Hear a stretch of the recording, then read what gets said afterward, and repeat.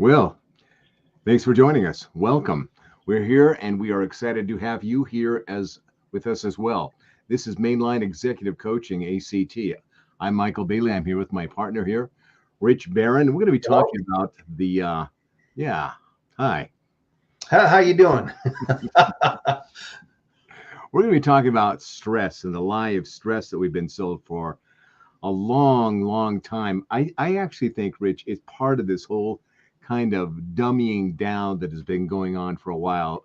They talk a lot about dumbing down in education, dumbing down in expectations. I think this is part of it. And it's probably not something that people would normally look at. But if you take a look at the trend here, we're going to talk about this whole thing about stress and this whole idea, this notion of, I think there's been a dumbing down of courage. I tend to agree absolutely. I think and I think it's by design, quite frankly, Michael. I do It's too. by design. People want us, the powers to be want us to be scared. They want us to be fearful. They want us to be stressed out so we don't act in ways that we should, in those ways that are going to help us through some of these tough times. Yeah. And it's Um, by design. yeah, this dumbing down of self-confidence, this dumbing down of belief in yourself, dumbing down of self-initiative. It's an interesting thing. People want to go into business, and yet there's a lot of dumbing down now about being an entrepreneur, being your Yeah. own man, being your own woman, being your own boss. There's a lot of that dumbing down because it's just kind of going to buy all the companies and under all control, and that it sounds pretty whacked out. But if you're looking at the data here, if you're looking at what's really going on, that really seems to be a lot of that. So this idea of what you were saying, that wanting people to be scared or stressed puts people in a very disadvantage, great disadvantage psychologically in just being a boss, running a business, running a team, because you lack that ability to really practice being brave and courageous and taking on challenges, taking on hard things. I think there's a lot to that whole notion of the stress. There's so much stress out there. As I looked at it, a lot of people don't look at it as stress. They think, it's a challenge. It's what you were talking about before we got on this thing. Just looking at what are the demands. Yeah, work demands. A lot of people say I've got so much going on at work and I'm really stressed out. Well, that's work. In a lot of ways, that's work. How do you approach your work? How do you approach, do you have a set way of going through things? Are you specific in the way you approach uh, certain processes? Instead of maybe, shooting from the hip. And we've talked about this, Michael, the shooting from the hip, chasing the tiger by the tail, not having a plan, not staying ahead of the curve, allowing other things to sneak in and kind of distract you, creates all sorts of issues. And so a lot of ways, yeah, if there's stress out there, a lot of ways that's self-inflicted. It really is. Instead of having a plan, you can inflict that stress on yourself. Yeah, and the whole idea here is leaders lead. The question is, leaders, what are you leading with? Are you Yeah. leading with stress? Are you leading with anxiety? Are you leading with self-doubt? Are you leading with a whole lot of tumult and turmoil going on with you? The way that you'll see it is if your team is that way, if they're stressed out, if they're doubting, if they're not feeling the confidence, they're just not feeling that they can do it, that's a result of you. Yeah. And I Really think it's comes an down to. important, yeah, absolutely. I think it's an important thing for leaders to realize that leadership is not about you. It's about the people it's a resource essentially. Yeah. Resource you're providing others. And when it hits the fan with you, typically, it's going to hit the fan with those around you. They say as leaders go, so does the organization. Yeah. Very much so. So if you are the person who's really setting the tone here for your organization, you got to ask yourself, how are you seeing the challenges, the difficulties, the complexities, the responsibilities that you have? Are you looking at them through a lens of, hey, this is exciting, this is a challenge, this is something I'm all about, I'm striving for the best, I want my team step it up, we're going to be striving for the best too? Yep. Or are you scared? Are you anxious? Are you worried? Does it feel like life sucks? Does it feel like, geez, there's all this drama going on because I just can't get it together, nobody's cooperating, the finger of blame is being pointed all around. It starts with you when it really comes down to it. So what is it, leaders, what do you got to do to turn that around? So that's what we want to talk about today, is how are you looking at it? How are you handling yourself? What is it that you're doing here? What is it you're bringing to your team that you may not even recognize or realize that some ways you may be the problem? Oh, absolutely. Michael, there's a great article we were talking about from it was in Harvard Business Review, and it's 5 ways leaders accidentally stress out their employees. And it's from May 11th, 2020, which is right in the middle of the pandemic, which was, what better time to stress out, right? Right in the middle of a global pandemic. All sorts of stuff's going on. But there's a lot of things they talk about in this that really says a lot about how leaders bring stress to their teams. And one of them they talk about is the use of negative language. Yeah. Negative language. What's your language cues doing for those around you? Yeah, we're really tuned into not only language, but the meaning of language and the emotion behind language. We're very, very keen on that. So it says if our radar are constantly scanning what's going on, who's upset, who's calm, where's a good place to be, what might be a dangerous place, the tiger in the bush kind of thing. Yeah. I mean, that's just kind of the way that we're wired. So if you're going out there, leaders, and you're using inflammatory words or negative words, or just putting out that things are not going well and they're probably going to get worse, it's this whole notion that we talked about today. This is a perfect example. You were talking to a friend of yours, a guy you've known for years and years and years, and give us a little bit of that backstory there, and let's take a look at what his thinking appears to be.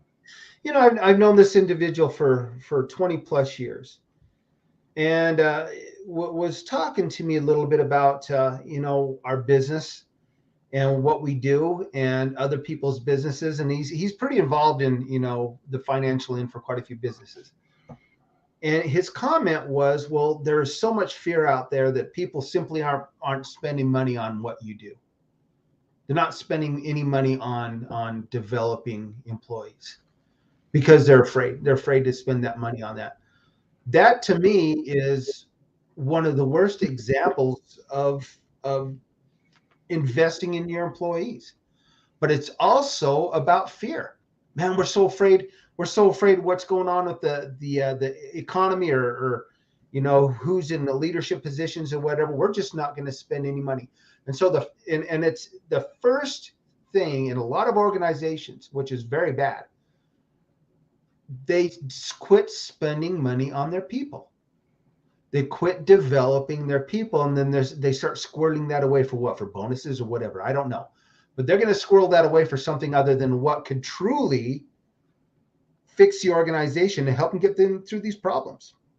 That's a great example of organizations, just shooting, getting scared, and we're just not going to do that.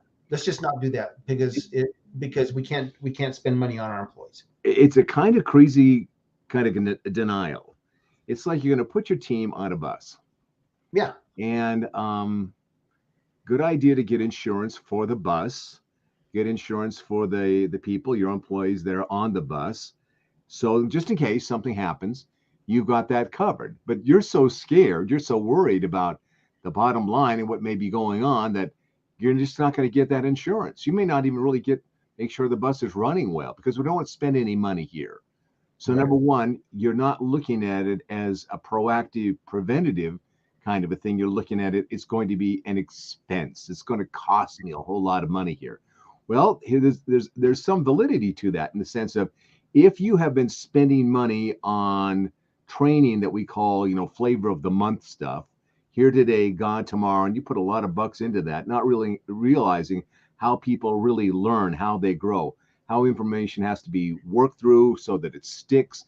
It becomes part of the people's, your employees' natural way of doing things, their habits. In other words, if you've just been throwing money at it, you're right, it has been a waste of money. But that's not because training in and of itself is bad. It's a poor investment. It's just that you don't understand it, and you put some money in some lousy places. And so Yes. you didn't see the results of it because it's lousy training. You're Yes. not getting training that really trains people to step it up. The other thing is this: now that the people are on the bus and they're rolling down the road there, and you got no insurance for them or the bus, you really haven't checked out the bus all that well anyway.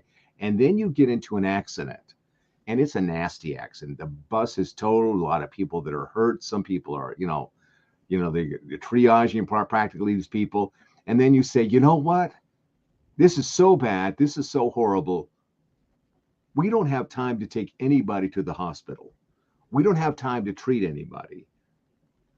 We're just going to have to find a way to get you back to work so that you can keep working, and we'll just kind of figure something out in the meantime. But there's no time for operations or setting bones or taking care of people or sending them to therapy or any kind of physical fitness kind of stuff to help them get back into action. None of that kind of stuff, because we can only afford to keep making everybody work.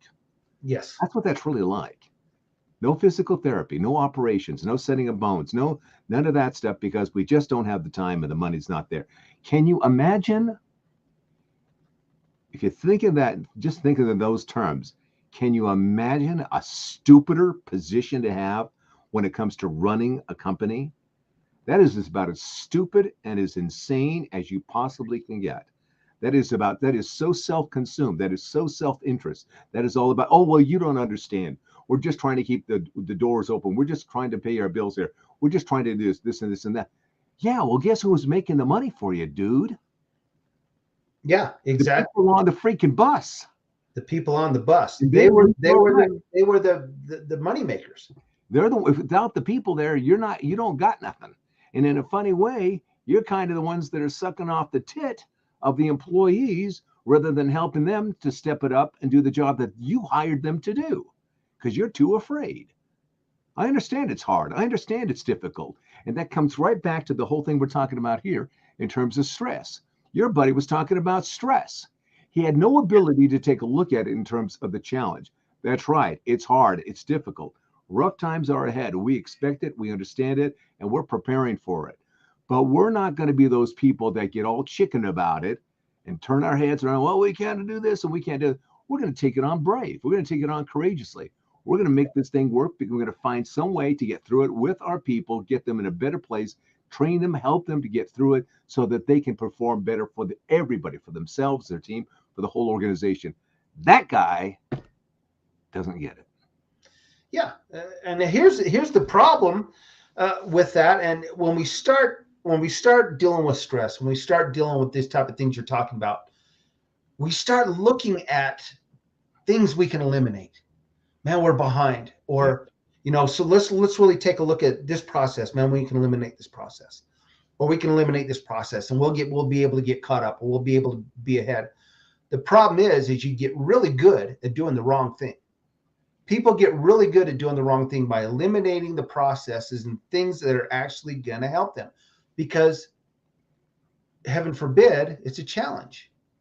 Heaven forbid, it could be an improvement, or it's going to take some time, or it's going to take some effort, or it's going to take some courage, or it's going to take grit, or it's going to take planning. And my gosh, we don't have time for that right now, because everything's going to hell in a handbasket around us. So why we're just going to stress. We're going to run around with our heads cut off and put our heads in the sand and hope it goes away. Have you ever heard that term?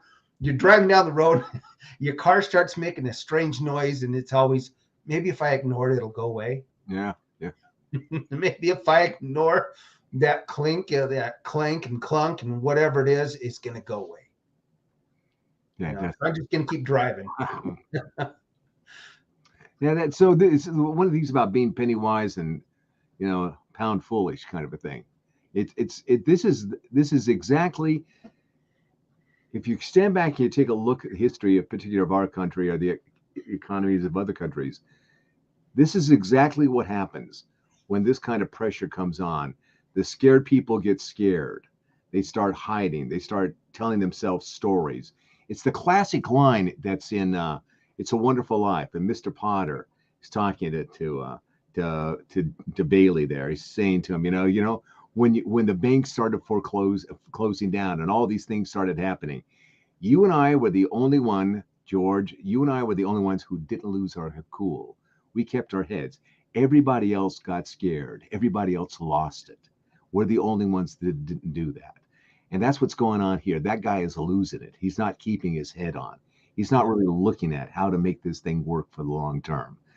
And that's the problem. If you're already in that situation, my friends, if you're already looking at it and you're already scared, man, this is the time. It is not the time to run away and hide and hope things are going to go away. This is the time that you need to say, we better do something now, because it's going to get tougher. It's going to get a lot trickier.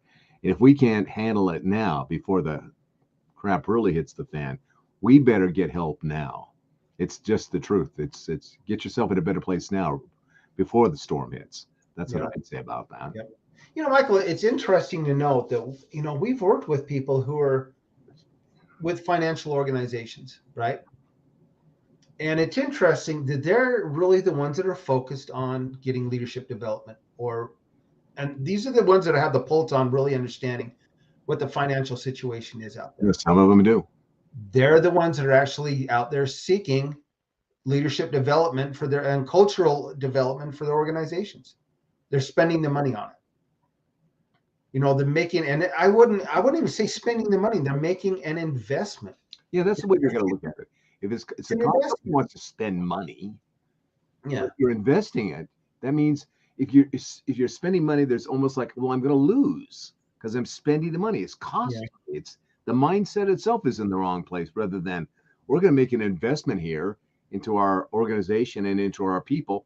What's the ROI on that? What is it we're going to get? Because we know we've got to do something. We must do something. We just can't sit there and let it rain on us. We got to do something about it. And if you're thinking, well, we'll just kind of hunker down and hope it all turns out okay, I mean, that's just the ostrich in the head in the sand kind of a thing. So it's a hard thing to talk about, because I tell you, Rich, the people that really believe the way that we're talking about in terms of, well, you just don't do that stuff. You don't do marketing. You got to cut back here. These are the people that are coming straight out of the hell of scarcity. They believe in scarcity. That's how they live their lives, scarcity. You're saying this guy's kind of guy, half glass, half full, half empty. Well, it's probably half empty is what it is. Half empty. It's and always going down, down, down, It's like they've got to be making the cry wolf. It's going really low. But that's a whole different mentality. That's what we're talking about here. It is the dumbing down of courage. It is the dumbing down of confidence. It is the dumbing down of we can take on hard challenges and take them on and get on top of them and win. We can do these hard things. It's that dumbing down of that spirit of, we can win, we can be successful, we can make these things happen. Too many people have become timid and cowardly. Too many people play it safe rather than taking a look at it and saying, well, what's the best that we can do here? How can we make this into something truly great, even in times of real adversity and challenge? That's what we've lost here. And I'll tell you something, leaders, if you've lost it, you ain't a leader. No. Simple. No. You're a manager. You're kind of somebody's just walking the decks as you're watching the ship go down. You're not a leader, though. Let's not get confused about that. If you're a leader, you're the man, the woman who's stepping up and saying, how do we get through it? How do we get through this? How do we make it great? How do we turn it around? How do we take terrible situations and make them into great situations? And if you're not that person, I'm going to tell you, you're not a leader. You're a placeholder. Yep. And I think it goes back to that statement that, leadership is a resource for others. Yep. It's not for you. It's a resource for others. People are looking for you for the answers. They're looking at you for the guidance. They're looking at you for the vision. And if you're using negative language like, man, we're lost, or, just any other type of negative language like horrific, you were in horrific shape. I don't know what, this is a dangerous situation we're in. We're losing customers, whatever that is, versus telling people we've got a lot of hope. It's a challenge. This is problematic. We're going to really buckle in, versus, that negative language, and also about being excitable.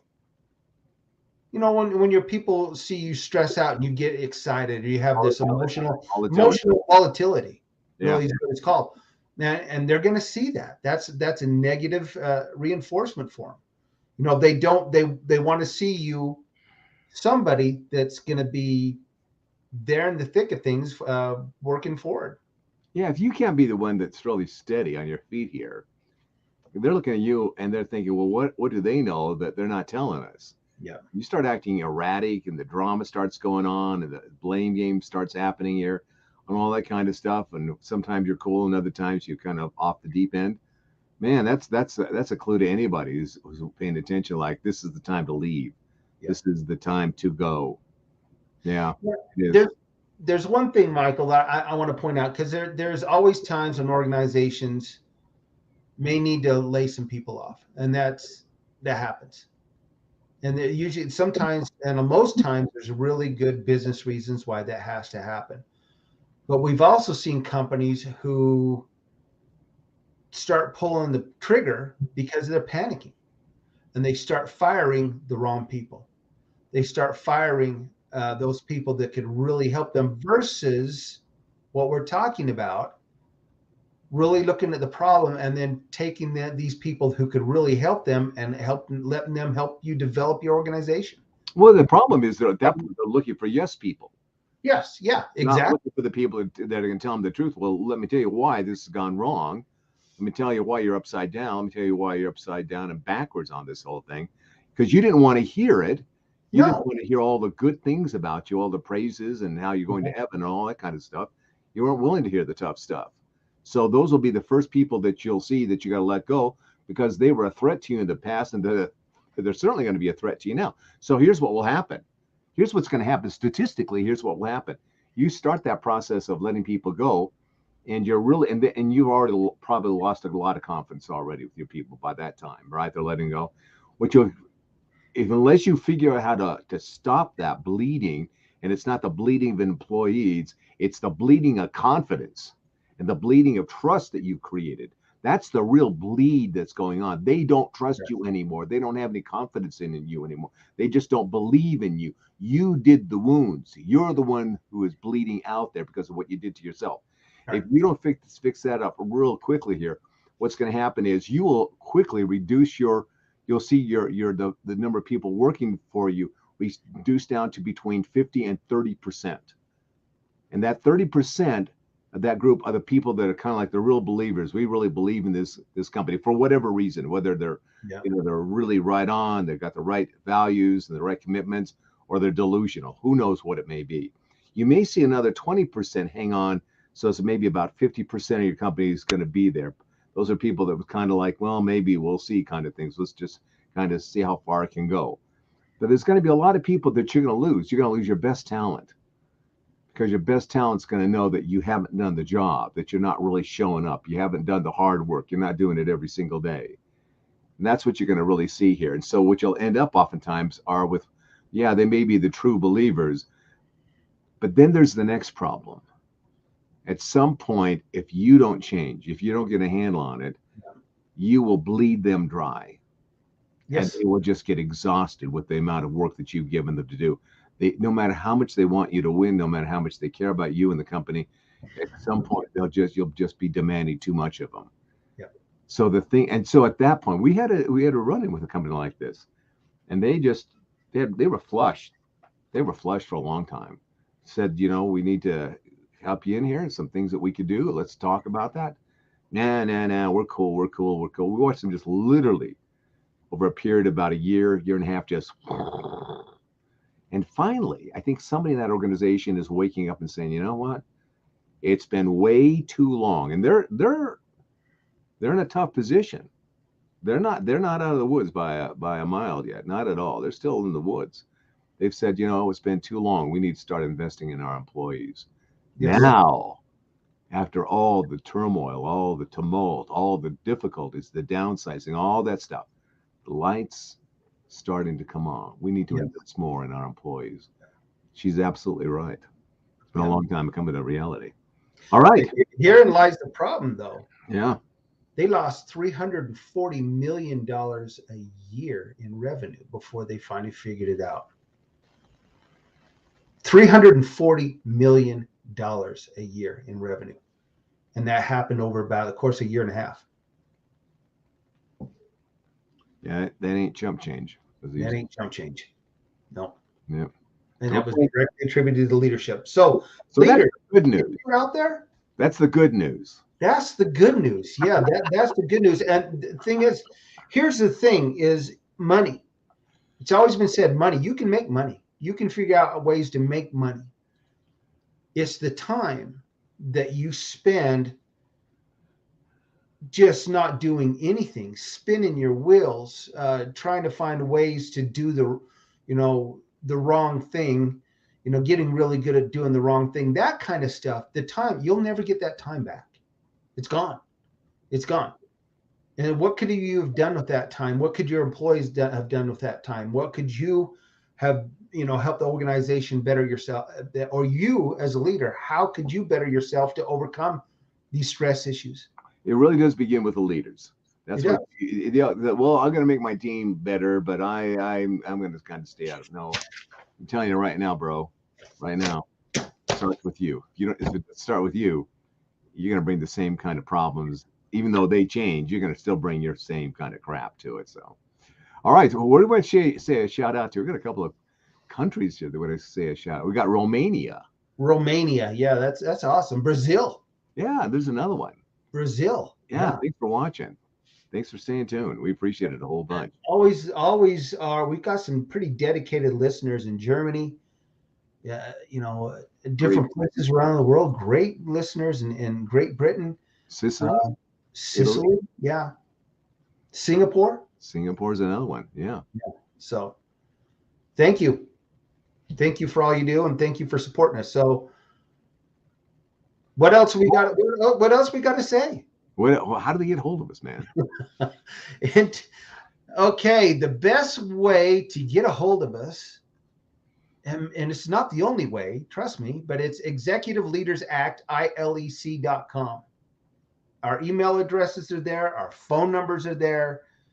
Everything about the ways to get in contact with us, learn more about us, and what we do is right there. Executive Leaders Act, ILEC.com. Go there. Yeah. Yeah. Be there. Set up a time. Let's talk. And tell us, do you agree with us? Do you not agree with us? Is there something you want to hear? Do you want to be on the podcast? Whatever it is, let's talk and tell us what's going on in your neck of the woods. Tell us what's going on. We would love to hear what's going on in your countries as far as leadership and really interesting times. These are historic times. Yeah, they are. We've met some great people from other countries and talked to them, and it's been a lot of fun. It's been cool. Very interesting. Okay, folks. Till next time. Take care of each other. This is Mainline Executive Coaching ACT, and Rich and Michael. We'll see you again soon. All right. All the best. Leaders lead.